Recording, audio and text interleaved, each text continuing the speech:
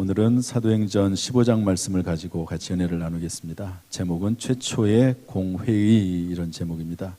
따라서 합시다. 최초의 공회의. 초대교회가 부흥에 부흥을 거듭했지요. 그래서 베드로가 설교하면 3천 명이 예수 믿게 되고, 또 유대인들이 핍박을 해서 스데반이 순교당하죠. 돌에 맞아 죽습니다. 그런데 그것이 오히려 기회가 돼가지고요, 예루살렘의 교인들이 전 세계로 퍼져나가서 불씨가 돼가지고, 예루살렘에만 있던 불덩어리가 불씨가 돼서 전 세계로 퍼져나가서 그곳에도 교회를 세우는 놀라운 일이 일어나게 됩니다. 그러는 가운데 안디옥에 이방인 교회가 세워집니다. 여러분, 이제 이방이라는 말을 좀 기억을 하셔야 되는데, 이방이라고 하는 말은 철저히 유대인의 관점에서 바라본 세상 사람들의 의미죠. 유대인들은 자기들은 하나님의 선민이라고 생각을 했습니다. 선택된 백성. 틀린 말은 아닙니다. 하나님께서 아브라함을 택하셔서 그 아브라함과 함께 일하시고, 또 그 아브라함의 후손들 이삭, 야곱, 요셉, 또 뭐 그 이후에도 계속 나오는 위대한 인물들, 뭐 선지자들, 또 모세 같은 분들, 다윗 같은 분들, 이런 분들을 통해서 하나님께서 일을 하셨거든요. 그래서 하나님이 어떤 분이신지를 알게 하셨습니다. 사실은 그분들을 택해서 그분들을 사용하신 것은 정말 귀중한 일이긴 하지만, 그것을 통해서 하나님이 어떤 분이신지를 알게 하시고, 그분들의 이야기를 통해서 성경 말씀을 쓰게 하시고, 그래서 결국에는 이방인들도 예수 믿고 구원받도록 하기 위한 하나님의 계획이었는데, 그거는 생각하지 않고 자기는 유대인이고 하나님의 백성이고 그 외 나머지 모든 사람들은 다 이방인이다, 이렇게 얘기를 했습니다. 그래서 이방인들을 어떻게 생각을 했냐면 짐승들처럼 생각을 했어요. 짐승들. 영혼이 없는 것처럼 생각을 했습니다. 아주 사실은 못된 생각이죠. 교만한 생각입니다. 너무 자기들이 하나님의 백성이라고 생각을 해서 다른 사람들까지도 인정하지 않는 그런 일들을 행하고 있었습니다. 어쨌든 그러한 이방인들에게도 복음이 전해지는 겁니다. 정말 엄청난 변화거든요. 우리는 뭐 당연히 생각을 하지만 그 당시에 유대인들에게는 혁명적인 일입니다. 혁명. 아니, 하나님께서 이방인들에게도 하나님 말씀을 증거하게 하시고 이방인들도 구원받아서 이방인들도 하나님의 백성이 된다는 사실이 너무너무 쇼킹한 그런 혁명적인 일이었죠. 어쨌든 이렇게 교회가 막 부흥을 하는 가운데 이방인 교회인 안디옥 교회가 세워지게 됩니다. 안디옥 교회는 또 세계 선교하는 바나바와 바울을 파송해서 세계 선교하는 그런 일을 시작한 교회이기도 합니다. 그래서 이 안디옥 교회도 이제 부흥하거든요. 그래서 예루살렘 교회가 부흥해서 전 세계로 퍼져나가서 불꽃이 되어서 교회들이 세워지고, 이방인 교회까지 세워지고, 안디옥 교회도 막 부흥을 하게 되는데, 그 안디옥 교회에 어떤 문제가 생기게 되냐면 다툼과 변론이 일어나게 됩니다. 안디옥 교회는 이방인 교회거든요. 그런데 유대인들 중에서 예수 믿는 사람들이 그 교회에 들어오는 거예요. 여러분, 안디옥에도 유대인들이 있잖아요. 그런데 그 유대인들 중에서 예수 믿는 사람들이 생긴 겁니다. 그래가지고 교회에 합류하게 돼서 딱 와보니까 이 이방인들이 예수를 믿어서 구원을 받았다고 하는데 뭘 안 하냐면 할례를 받지 않아요. 그리고 모세의 율법을 지키지 않습니다. 유대인들은 철저히 모세의 율법을 지키거든요. 그리고 할례를 행합니다. 여러분, 할례가 다 뭔지는 아시죠? 유대인들은 태어난 지 8일 되면 그 남자 어린아이의 고추 끝을 자릅니다. 이게 이제 오늘로 말하면 포경수술이죠. 8일째 되는 날 그걸 하거든요. 그리고 나서 그것을 이스라엘 백성, 하나님의 자녀의 표식으로 삼았습니다. 다 할례를 받아요, 그 이스라엘 백성들은. 그런데 예수 믿는 사람들이 그래도 하나님을 믿는다고 하면 할례를 받든지 모세 율법을 지키든지 모세 율법에 따라서 그렇게 해야 되는데 그거를 하지 않으니까 문제 제기를 하는 거죠. 뭐라고 문제 제기를 하냐면 예수 믿는 이방인들도 하나님을 믿는다고 하면 예수 믿는 것뿐만 아니라 모세 율법도 지키고 할례도 행해야 된다. 이렇게 얘기를 하는 거예요. 그러니까 안디옥 교회 지도자인 바나바와 바울이 반박을 하죠. 있을 수 없다고. 아니 어떻게 우리가 오직 예수 그리스도를 믿음으로 구원을 받지 어떻게 모세 율법을 지켜야지만 구원을 받냐고. 여러분 성경 말씀에 보면은 철저하거든요. 그 부분은 하나님이 세상을 이처럼 사랑하사 독생자를 주셨으니 이는 그를 믿는 자마다 멸망치 않고 영생을 받는다. 믿음으로 영생을 얻습니다. 영접하는 자 곧 그 이름을 믿는 자들에게는 하나님의 자녀가 되는 권세를 주셨으니 예수님을 영접하면 하나님의 자녀가 되는 거거든요. 너희가 그 은혜를 인하여 믿음으로 말미암아 구원을 받았나니 이것이 너희에게서 난 것이 아니요 하나님의 선물이라. 행위에서 난 것이 아니니 이는 누구든지 자랑치 못하게 함이라. 우리의 행위가 아니라 모세 율법을 지켜서가 아니라 오직 예수 그리스도를 믿음으로 말미암아 구원을 받고 영생을 받고 칭의 하나님으로부터 의롭다 하심을 받는다 하는 것이 이게 성경의 말씀이거든요. 그런데 유대인들이 전통에 의해서 그럼에도 불구하고 모세 율법을 지켜야 된다 이렇게 얘기하는 겁니다. 여러분 그래서 여러분 천주교에서는 지금도 예수 플러스 더하기 행위가 들어가 있습니다. 천주교와 기독교의 차이가 뭐냐? 둘 다 하나님을 섬기는 건 맞아요. 그리고 예수님을 믿는 것도 맞습니다. 그런데 우리 개신교는 100% 오직 예수 그리스도를 믿음으로 구원을 받습니다. 천주교는 거기다 플러스 행함이 들어가요. 행함이 따르지 않으면 그 구원에 대해서 이의 제기를 합니다. 어쨌든 그런 문제가 생겨서 막 이제 서로 다투게 됩니다. 여러분 교회에도 이런 교리적인 문제로 다툼이 있고요. 지금까지 교회 역사상 이 교리적인 문제로 많은 어려움이 있었습니다. 그래서 도저히 해결이 안 나요. 할 수 없이 예루살렘에 있는 사도와 장로들에게 보내기로 작정합니다. 사도들은 예수님의 직속 제자고 오늘날로 말하면 목회자고요. 장로들은 그야말로 장로님들입니다. 교회의 평신도 지도자들이라고 볼 수가 있습니다. 여러분 참 귀중한 일이죠. 교회 내에 분쟁이 생겼는데 해결할 방법이 없는데 그래도 예루살렘이라고 하는 모교회가 있어서 그 모교회에 가가지고 문제 해결할 수 있는 그런 가능성이 있으니까 누군가 중재할 수가 있는 거죠. 어제도 이제 결혼을 앞에 둔 이제 신혼 부부는 아니죠. 예비 부부가 찾아왔습니다. 찾아오면 제가 꼭 그 뉴욕 타임즈에서 신혼 부부들에게 질문하는 10가지 질문을 가지고 대화를 나누거든요. 그러면서 이런 얘기를 했습니다. 제일 첫 번째 물어보는 게 갈등 문제거든요. 부부 간의 갈등. 너무너무 중요합니다. 사실 이 부부 간의 갈등 문제를 해결하지 못해서 결국에는 그 가정이 깨지는 거거든요. 이 세상에 결혼해가지고 부부 간에 갈등이 없는 집은 없다고 저는 봅니다. 모르겠어요. 한번 제가 물어볼까요? 나는 지금까지 결혼해가지고 부부 간에 다툼도 없고 갈등도 없이 지금까지 살아왔다. 저는 없을 거라고 생각이 됩니다. 어쨌든 갈등은 다 있는데 그 갈등을 어떻게 풀어나갈 것이냐 이게 중요하다. 그런 얘기를 쭉 하거든요.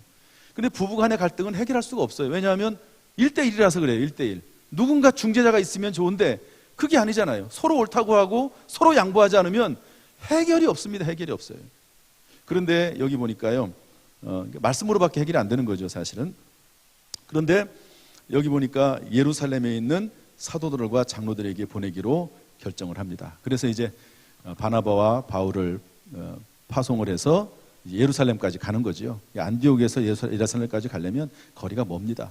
배 타고 지금처럼 비행기 타고 슝 날아가면 좋은데 그렇지도 않고 배 타고 또 말 타고 가가지고 겨우 이제 만나서 얘기를 했는데 그런 얘기를 하니까 거기서도 또 문제가 됐어요. 왜냐하면 그 안에도 유대인들 중에서 예수 믿는 사람들이 있고 특별히 바리새파 중에서 바리새파는 철저히 율법에 모세 율법에 정통한 사람들이거든요. 그런데 그런 사람들 중에서도 예수 믿는 사람들이 그 예루살렘 교회 내에도 있는 거예요. 그래가지고 또 다툼이 됩니다. 또 변론이 일어나요. 그래서 문제 해결이 안 되는데 그때 베드로가 일어나서 한마디 하고 또 그 당시에 지도자인 야고보가 일어나서 한마디 하고, 그리고 나서 그 말을 예루살렘 교회가 받아들여 가지고 거기에 대한 결론을 내리게 되고, 그것이 여러분 교회사적으로 아주 중요한 결정을 하게 됩니다. 이 결정이 엄청나게 중요한 결정인데, 그게 뭐냐면 기독론이 이때 완성이 됩니다. 확립이 됩니다. 다른 말로 하면 기독론은 그리스도론이거든요. 구원론이 확립이 됩니다. 우리가 어떻게 구원을 받느냐고 하는 구원론이 이때 확정이 되거든요. 교회가 비록 어려운 일이 있긴 했지만 그것을 잘 해결을 했더니 정말 우리 기독교 역사의, 교회 역사에 너무너무 중요하고 꼭 필요한 결정이 이루어지는 것을 볼 수가 있습니다. 따라서 여러분, 갈등이나 어려움이 있습니다. 그러나 어떻게 해결하느냐에 따라서 그것은 더 우리에게 유익하고 복된 일이 될 수 있다는 사실을 우리가 믿고 주 안에서 잘 해결할 수 있는 지혜와 능력을 얻으시기를 주님의 이름으로 축복합니다. 이렇게 된 것이 초대교회의 최초의 공회인데, 이 공회를 통해서 우리가 배울 수 있는 교훈들이 좀 몇 가지가 있습니다. 우리 함께 찾아보도록 하겠습니다. 첫 번째는 의사결정의 원리입니다. 따라합시다. 의사결정의 원리.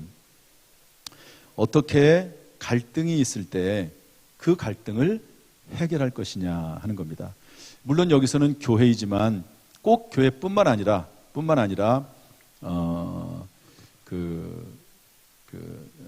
가정이나 또 그리고 직장이나 사회에서도 마찬가지라고 생각이 됩니다. 갈등의 해결 원리가 뭐냐면요, 첫 번째로는 7절 말씀입니다.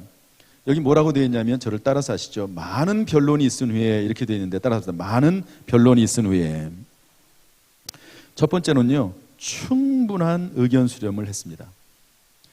여러분, 교회라고 해서 민주주의 방식이 없는 것은 아닙니다. 충분한 의견 수렴을 하는 것이 성경적입니다. 초대교회에 갈등이 있어서, 구제의 문제로 갈등이 있어서 사도들이 구제를 하다 보니까 손이 못 미치는 사람들이 생겼거든요. 그때 7집사를 세워서 재정 업무를 맡게 하는데, 그때도 사도들이 뽑지 않았습니다. 백성들이, 무리들이, 성도들이 서로 뜻을 모아서 7명을 추천했더니 그 7명을 사도들이 안수해서 재정 담당자로 세웠거든요. 그러니까 물론 이제 교회가 위에서 위라고 하는 게 좀 그렇긴 하지만 결정되는 대로 따르는 부분도 있지만, 그러나 이렇게 중요한 의사결정을 할 때 서로 토론하고 의견을 수렴하는 것이죠. 그래서 여러분, 우리 교회의 중요한 의사결정을 사무총회 하지 않습니까? 여러분, 최고 의결기구가 뭔지 아세요? 사무총회거든요. 당회도 아니고 직원회도 아니고 1년에 한 번씩 하는 사무총회가 최고 의결기구입니다. 이렇게 토론을 하는 거죠. 이렇게 변론이 있고 토론이 있는데도 불구하고 해결이 안 납니다. 그래서 누가 일어나게 되냐면 베드로가 일어나게 되고, 영적 지도자죠, 야고보가 일어나서 한마디를 하게 됩니다. 그래서 그 말을 받아들이게 되는 거죠. 이걸 통해서 볼 때 의사결정의 원리의 두 번째는 뭐냐면 영적 지도자의 의견입니다. 세상으로 말하면 전문가의 의견이겠죠. 여러분, 어떤 중요한 결정을 내릴 때 자기 혼자 스스로 판단하고 자기 생각만으로 결정하는 것은 어리석은 결정을 할 때가 종종 있습니다.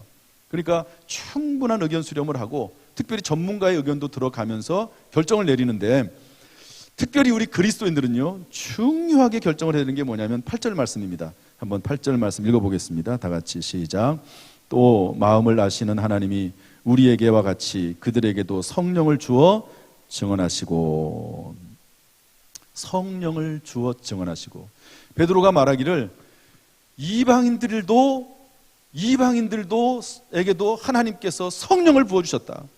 고넬료라고 하는 사람이 이방인인데 그의 초청을 받아서 내가 갔는데, 그의 초청을 받아서 가가지고 말씀을 전하는 중에 이방인에게도 성령이 임했다. 그래서 내가 그들에게 세례를 베풀었다. 이것은 성령께서 행하신 일이 아니냐. 그러므로 이방인들도 예수 그리스도를 믿음으로 구원받는 것이지, 그때 그 이방인 고넬료가 모세 율법을 지키거나 할례를 받아서 성령을 받고 구원받은 게 아니다. 그러므로 오직 예수 그리스도를 믿음으로 구원을 받는다. 이렇게 성령께서 행하신 일을 근거로 해서 베드로가 본인의 의견을 피력합니다. 중요한 것은 뭐냐면 성령께서 어떻게 역사하셨느냐, 우리가 어떤 결정을 할 때 성령께서 내 마음속에서 어떻게 움직이시느냐 하는 것이 상당히 중요하거든요. 여러분 의견도 듣고 전문가 의견도 듣지만, 그러나 성령께서 어떻게 역사하신, 내 마음속에서 거룩한 영 성령께서 말씀하시는 그 음성을 들어야 됩니다. 이렇게 얘기를 했더니 야고보가 일어나서 뭐라고 말하냐면 이렇게 말합니다. 시므온이 말한 것이 옳다. 그러면서 15절 말씀 읽어보겠습니다. 15절 말씀 18절까지 읽어보겠습니다. 시작. 선지자들의 말씀이 이와 일치하도다. 기록된 바 이후에 내가 돌아와서 다윗의 무너진 장막을 다시 지으며 또 허물어진 것을 다시 지어 일으키리니 이는 그 남은 사람들과 내 이름으로 내 일컬음을 받는 모든 이방인들로 주를 찾게 하려 함이라 하셨으니 즉 예로부터 이것을 알게 하신 이는 주의 말씀이라. 아까 베드로는 저를 보세요. 베드로는 일어나가지고 성령께서 행하셨다. 고넬료의 이야기를 봐라. 이방인 고넬료가 구원받은 것을 봐라. 이렇게 이제 성령을 통해서 얘기를 했거든요. 그런데 야고보는 일어나서 뭐라고 말하냐면 선지자들의 말씀이 이와 일치하도다. 이 성경 말씀을 근거로 결론을 내려줍니다. 이거는 아모스의 말씀을 그대로 인용한 거거든요. 아모스의 말씀을. 그러니까 성경에도 그렇게 되어 있지 않느냐. 성경에도 이방인들로 주를 찾게 하겠다고 이미 성경 말씀에 기록을 하고 있다. 그러므로 이방인들에게 자꾸 모세 율법을 짐지우지 말고 할례를 받게 하지 말고 오직 예수 그리스도를 믿음으로 받게 하는 일에 우리가 거기에 이의를 제기하지 말자, 이렇게 얘기합니다. 그래서 최종 결정을 무엇으로 삼습니까? 전문가들의 의견, 토론도 하지만 그러나 성령께서 어떻게 역사하셨는지, 그리고 하나님의 말씀이 무엇라고 하는지 그것을 근거로 해서 최종 결정을 했던 것을 볼 수가 있습니다. 어제 얘기를 좀 할게요. 이제 예비 부부가 이렇게 오면은 10가지 제가 질문을 합니다. 10가지 질문을 하다 보면 어떤 질문들은 빨리 지나가고 어떤 질문들은 시간이 많이 걸립니다. 제가 보통 한 1시간 정도 이렇게 하거든요. 빠르면 한 40분에 끝나기도 하고. 그런데 그 예비 부부하고 얘기를 하는데 1시간 반을 했습니다. 1시간 반을 했는데 30분 동안 1번 가지고 30분 동안 얘기를 했습니다. 그럼 제가 뭐라고 얘기했냐면 나 보통 1번 같은 경우는 한 5분 10분에 끝나는 경우가 많거든요. 그런데 이상하게 1번 가지고 계속 얘기를 하게 돼요. 넘어가고 싶지 않아요. 그게 부부간의 갈등 문제거든요. 갈등 문제가 해결되지 않아. 어떤 부분은 딱 보면은 어느 정도 그냥 쉽게 되는 경우가 있어요. 근데 그 얘기를 계속 하고 싶어요. 그래서 30분 동안 얘기를 했습니다. 뒷부분은 조금 빨리 지나가고. 그러면서 이제 부부간의 부부간의 갈등에 대한 이야기를 하면서 이렇게 얘기를 했습니다. 그러면 성경적으로 부부간의 갈등은 어떻게 해결을 해야 되느냐? 이건 성경의 원리다. 부부간에 살면서 본인들이 어떻게 살아나갈지는 모르지만 성경의 원리에 대해서는 내가 얘기를 해주겠다. 부부간의 갈등이 생기면 오늘 제가 나중에 드릴 말씀인데, 여러분 본질적인 문제가 있고 비본질적인 문제가 있다. 그런데 대부분의 부부간의 문제는 비본적인 문제거든요. 예수 믿고 구원받느냐, 사느냐 죽느냐 문제가 아니거든요. 그럴 경우에는 성경은 아내가 남편에게 복종하고 순종하라고 말씀하고 있다.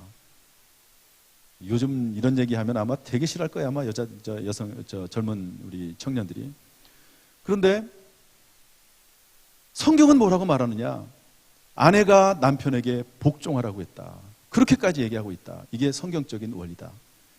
부부간에 이거 가지고 죽고 사는 문제 아니고, 가정에 정말로 큰 문제가 아니고, 이렇게 되면 무슨 누가 큰 문제가 생겨가지고 아주 어려운 일을 당하게 되고 가정에 파탄이 생기게 되고 그런 문제가 아니라면 남편의 말에 순종해라. 복종해라. 복종이라는 단어를 쓰고 있습니다. 성경은. 그러나 이것이 정말로 가정에 큰 문제가 되고 이렇게 결정이 되면은 정말로 부부간에 어려운 일이 생기게 되고, 그러면 그때는 목숨 걸고 막아야 된다. 반대해야 된다. 여러분, 아내를 돕는 배필이라고 했는데 그 돕는 배필이라고 하는 말 속에는 반대하는 배필이라는 말도 있습니다. 놀랍게도 반대하는 배필. 그러니까 남편이 남편에게 복종하고 순종하고 남편의 뜻에 큰 일이 아니면 어떤 주관의 문제라고 하면, 개인적인 차이라고 하면 남편에게 순종하고 복종하되, 그러나 이 문제가 어떤 영적인 문제가 되고 진리에 관련된 문제가 되고 가정에 큰 어려움이 생길 문제가 되면 그때는 반대해야 된다. 목숨 걸고 반대해야 된다. 그렇게 제가 얘기를 해줬어요. 나는 성경적인 원리를 얘기해 줬을 뿐이고, 그리고 이것을 지킬 건지 말 건지는 본인이 선택한다. 그렇게 얘기해 주고 말았습니다. 이야기를 1번을 넘어갔습니다. 최종 결론은 뭐냐? 성경 말씀이에요. 여러분, 성경 말씀이 중심에 서 있지 않는 한 어떤 결론도 세우기가 참 어렵습니다. 무슨 일을 하든지 간에 여러분, 의사결정을 할 때 뭐 공동체가 됐든 개인이 됐든 오늘 여기 있는 말씀처럼 다수의 의견도 들어보고 전문가 의견도 들어보고, 그러나 성령께서 어떻게 감동하시는지, 그리고 하나님의 말씀이 뭐라고 말씀하시는지를 생각하면서 여러분들 잘 결정해 나갈 수 있게 되기를 주님의 이름으로 축복합니다. 두 번째로 여기서 배울 수 있는 게 뭐냐면요, 우리 11절 말씀입니다. 11절 다 같이 읽어보겠습니다. 11절 다 펴보세요. 11절 시작. 그러나 우리는 그들이 우리와 동일하게 주 예수의 은혜로 구원받는 줄을 믿노라 하니라. 우리 10절부터 9절부터 읽어보겠습니다. 우리 9절부터 읽어봐야지 좀 얘기가 될 것 같아요. 9절부터 시작. 믿음으로 그들의 마음을 깨끗이 하사 그들이나 우리나 차별하지 아니하셨느니라. 그런데 지금 너희가 어찌하여 하나님을 시험하여 우리 조상과 우리도 능히 매지 못하던 멍에를 제자들의 목에 두려느냐. 그러나 우리는 그들이 우리와 동일하게 주 예수의 은혜로 구원받는 줄을 믿노라 하니. 아멘. 여러분, 오직 예수 그리스도를 믿음으로 구원받는 줄로 믿습니다. 이것을 칭의라고 합니다. 따라합시다. 칭의. 의롭다, 칭함을 받는 겁니다. 아무튼 여러분, 칭이라고 하는 말을 절대로 잊어버리면 안 됩니다. 우리의 구원은 칭의입니다. 하나님께서 의롭다고 칭해 주는 거고, 의롭다고 인정해 주는 거고, 예수 그리스도의 십자가의 보혈로 우리의 죄와 허물을 덮어주는 거지, 실제로 우리가 거룩해진 게 아닙니다. 실제로 우리가 완전해진 게 아니라는 거예요. 우리의 구원은 칭의입니다. 의롭다고 칭해 주는 거예요. 그리고 나서 우리가 점점 삶의 변화가 일어나게 되는 것이죠. 근데 이것을 거꾸로 해가지고 삶의 변화가 있어야지만이 구원받은 것이다. 우리의 어떤 율법적인 삶이 따라야지만이 그것을 통해서 구원받는다. 이것은 아니라는 거예요. 예수 그리스도를 믿고 하나님의 자녀가 되는 것이지, 영접하는 자, 그 이름을 믿는 자가 구원을 받고 하나님의 자녀가 되는 것이지, 하나님의 자녀가 된 다음에 하나님의 자녀다운 삶을 살아나가는 겁니다. 여러분, 우리가 아이를 출산을 했어요. 그러면 그 아이가 똑똑하고 잘하고 훌륭하기 때문에 우리의 자녀입니까? 그게 아니죠. 일단 우리의 자녀예요. 일단 우리의 딸이고 아들입니다. 그리고 나서 이제 그 아이들을 길러나가면서 점점 자녀다운 자녀가 되도록 만들어 나가는 거지요. 마찬가지로 우리가 구원받은 것도 예수 그리스도를 믿음으로 하나님의 자녀가 되는 줄로 믿습니다. 물론 그것으로 끝은 아니에요. 그리고 나서 우리가 하나님 자녀다운 삶을 살아야 되겠지요. 그러나 율법을 지켜서라든지 할례를 받아서 구원받는 건 아니다 하는 것을 확실하게 베드로가 얘기하고, 그리고 야고보가 확인해 주는 것을 볼 수가 있습니다. 오늘 이 시간 사랑하는 성도 여러분, 우리가 구원받은 것이 예수 그리스도의 십자가의 은혜로 구원받았다는 사실을 깊이 깨닫고 감사하는 저 여러분 될 수 있기를 주님의 이름으로 축복합니다. 이렇게 해서 하나하나 만들어진 것이 사도신경입니다. 지금은 이제 예수님에 대해서 이렇게 확정을 하게 됐지만, 그래서 우리 사도신경을 한번 외워봅시다. 저기 한번 띄워주시죠. 여러분, 사도신경 우리가 가끔 외우지 않습니까? 그런데 지금 AD 1세기입니다. 예수님 돌아가시기 100년도 되기 전에 지금 예수 그리스도로 말미암아 구원받는다고 하는 기독론과 구원론이 세워지거든요. 그런데 하나하나 이제 나중에 하나님에 대해서도 이제 성경적으로 이렇게 명문화시키고, 성령님에 대해서도, 교회에 대해서도 그렇고, 믿음에 대해서 정의를 내리고 우리의 신앙을 세워나가거든요. 그래서 사도신경을 완성하게 되는데, 성경에는 없지만 성경 66권을 총 요약을 해서 사도신경을 확립하게 되는데, 여러분 사도신경을 확립하기까지 얼마나 걸리는지 아세요? 1000년 걸립니다. 1000년 동안 교회에 계속 이런 초대교 같은 그런 분쟁과 다툼이 생겨요. 그때마다 전 세계의 교회가 모여서, 교회 지도자들이 모여서 성경이 말하는 것이 무엇이냐는 것을 연구하고 또 연구하고 그러는 가운데 하나하나 교리를 세워나가게 돼요.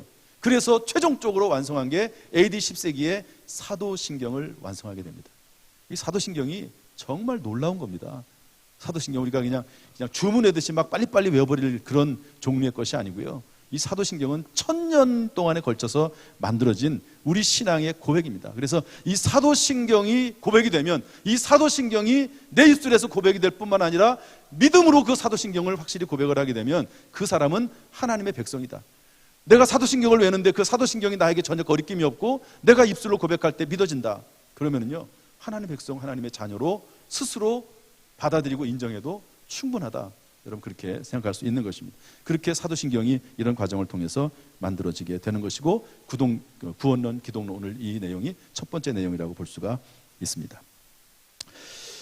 세 번째로 이 초대교회의 공회의를 통해서 우리가 배울 수 있는 교훈 중에 하나는 뭐냐? 세 번째로 마지막으로 시행의 원리를 배우게 됩니다. 따라합시다. 시행의 원리. 예루살렘 공의회는 오직 예수로 구원을 받는다는 진리를 충분한 의견 수렴과 영적 지도자의 지도와 성령과 말씀의 근거에서 결정합니다. 그러나 그 시행에 있어서는 융통성을 둡니다. 따라합시다. 그 시행은 융통성을 둔다. 오직 예수를 믿음으로 구원받지만, 칭의 되지만 지금까지 중요하게 생각하고 실천해왔던 일들에 대해서도 우리가 완전히 버리지는 말자. 왜냐하면 그것이 건덕에 있어서 중요하기 때문에 그렇습니다. 덕을 세우는데, 예를 들어서 네 가지를 제시하는데요, 야고보가 우상숭배, 사실 이것은 본질에 가깝습니다. 꼭 우상숭배하지 말아야 되죠. 하나님 외에. 음행 이거 교회 내에서 하지 말도록 하라. 음행 당연한 이야기입니다. 이것까지 뭐 안 해도 된다, 그건 아니거든요. 그 다음에 목매어 죽인 것, 피. 여러분 이스라엘 사람들은 이 피를 멀리했습니다. 그래서 피를 이렇게 접하면 율법에 가면은요 부정한 것으로 생각을 했습니다. 왜냐하면 피에는 생명이 있다고 생각을 해서 먹지도 않았습니다. 유대인들은 지금도 마찬가지입니다. 유대인들은, 이스라엘 사람들은 지금도 돼지고기는 물론 안 먹죠. 율법에 못 먹게 돼 있으니까. 소고기는 먹는데 소고기 속에 들어있는 피를 다 뺍니다.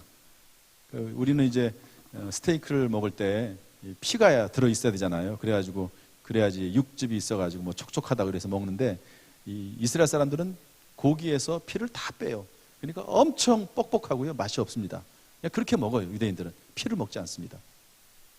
그러나 유대인들이 그런 것들을 지켜왔고, 그리고 피를 그런 것들은 좀 지켜주는 게 좋겠다. 그래서 구원과는 무관하지만 교회에서 덕을 세우는, 여러분 유대인 그리스도인들도 교회의 공동체 아닙니까?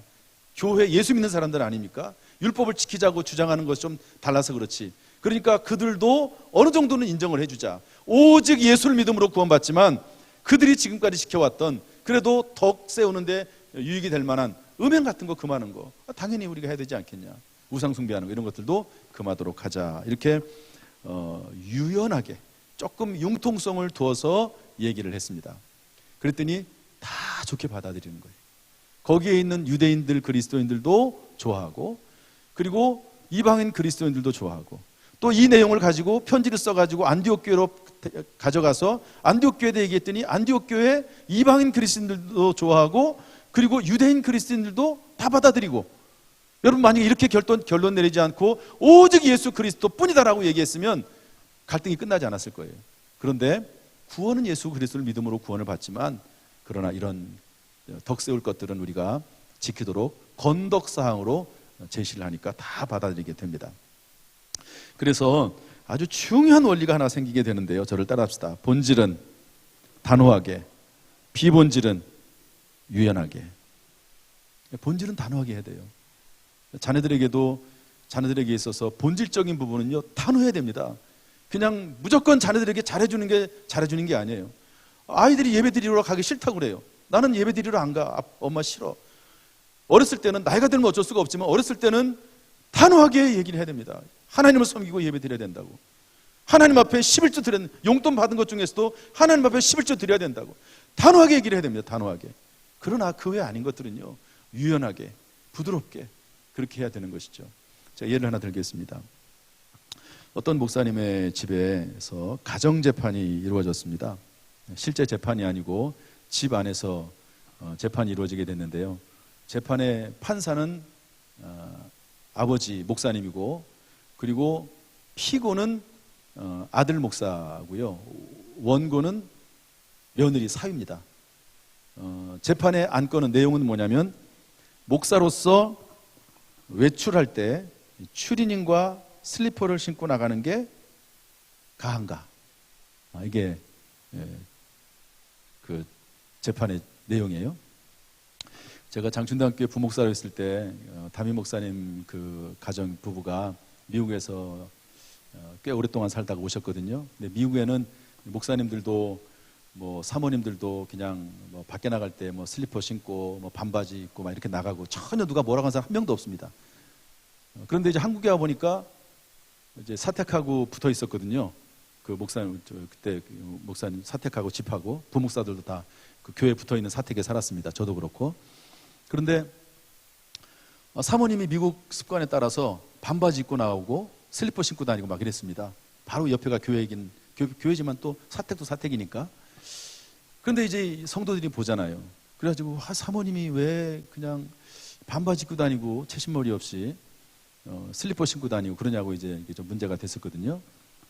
그런데 여기도 이제 그런가 봐요. 젊은 아들 목사는 밖에 나갈 때 목사긴 하지만 편하게 그냥 반바지 입고 슬리퍼 신고 추린 입고 나가도 되지. 근데 사모는 그게 아닌 거예요. 사모는 그래도 목사님이 그래 성도들 보는데 그래 미국 상황하고 다른데 한국 상황은 그냥 그래도 적어도 긴 바지 입고 운동화라도 신고 제대로 옷을 갖추고 나가야지 편하긴 하더라도. 그렇게 얘기를 해가지고 부부간에 서로 얘기를 하다가 결론이 안 난 거예요. 그래가지고 아버지 목사님에게 찾아와가지고 재판을 요청을 한 거예요. 판결을 좀 해달라고. 여러분은 어떤 게 옳다고 생각하십니까? 목사님이 반바지 입고 슬리퍼 신고 추린 입고 그냥 막 왔다 갔다 해도 괜찮습니까?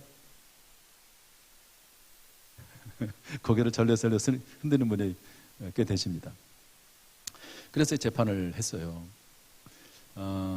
재판의 결과는 제가 못 들었습니다. 그 목사님 어떻게 결론을 내렸다 못 들었는데 제가 만약에 판결을 했으면 이렇게 판결을 했을 겁니다. 이것은 본질과 비본질의 문제를 따질 때 비본질의 문제입니다.